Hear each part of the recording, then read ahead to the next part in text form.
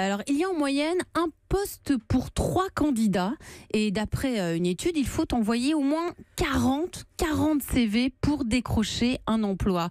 Bonjour Mickaël Cabrol. Bonjour Elisabeth. Vous êtes le fondateur d'Easy Recrue. Votre entreprise a 5 ans. Et alors vous utilisez le numérique absolument dans toutes les étapes du recrutement.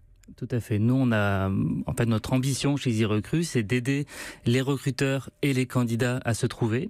Et on a développé différents outils qui permettent notamment aux recruteurs de gagner beaucoup de temps en se délestant, on va dire, de toutes les tâches un petit peu chronophages et sans valeur ajoutée qu'ils pouvaient avoir pour qu'ils puissent se concentrer sur les missions à haute valeur humaine. Donc, c'est pour les candidats, c'est pour les recruteurs. Et vous le dites, on gagne du temps. Alors concrètement, comment ça se passe quand on passe par vous ?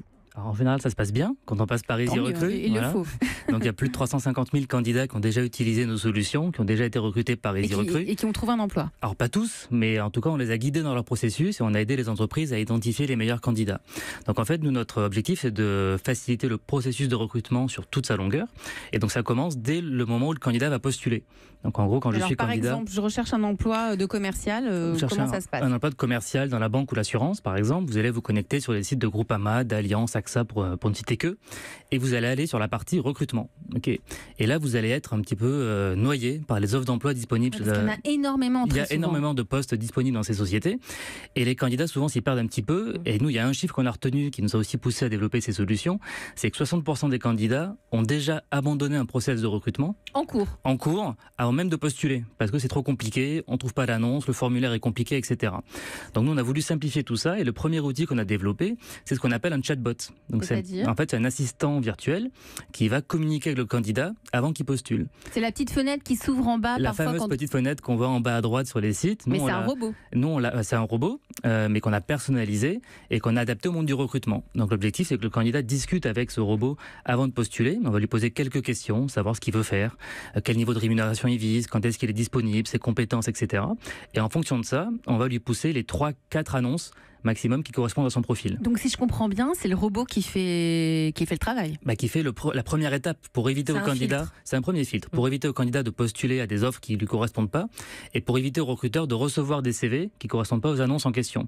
Parce que ça, c'est un gros problème aussi, c'est que souvent les candidats postulent un petit peu à la va-vite sur des offres parce qu'ils ont plus le temps et les recruteurs derrière ne prennent pas le temps de répondre aux candidats, ce qui crée un souci en termes de marque employeur. C'est-à-dire que le candidat derrière a une mauvaise image du recruteur.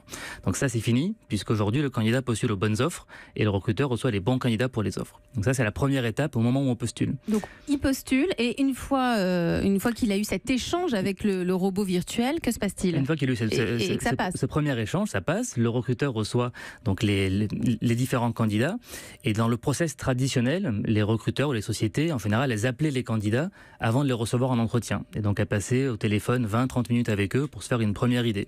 Nous, on a remplacé ce processus-là par un processus d'entretien vidéo. Donc l'objectif, c'est que le recruteur va paramétrer quelques questions et le candidat va découvrir ces questions et y répondre en vidéo de chez lui. Mais il va se filmer ? Il va se filmer avec son téléphone, son smartphone ou son ordinateur. Et ce qui est intéressant, c'est que le recruteur également va se filmer. C'est-à-dire qu'il va poser ses questions en vidéo également. Donc le candidat va pouvoir voir très vite qui est son futur recruteur ou qui est son futur manager. Pardon, mais il envoie la vidéo ou c'est en temps réel ? On a les deux, mais en général, ce qui se fait, c'est en différé. Donc le candidat, il va faire son entretien quand il est disponible, le soir, le week-end, entre midi et 2. Il va répondre aux 5-6 questions que pose le recruteur. Et le recruteur, derrière, va regarder les vidéos quand lui-même est disponible.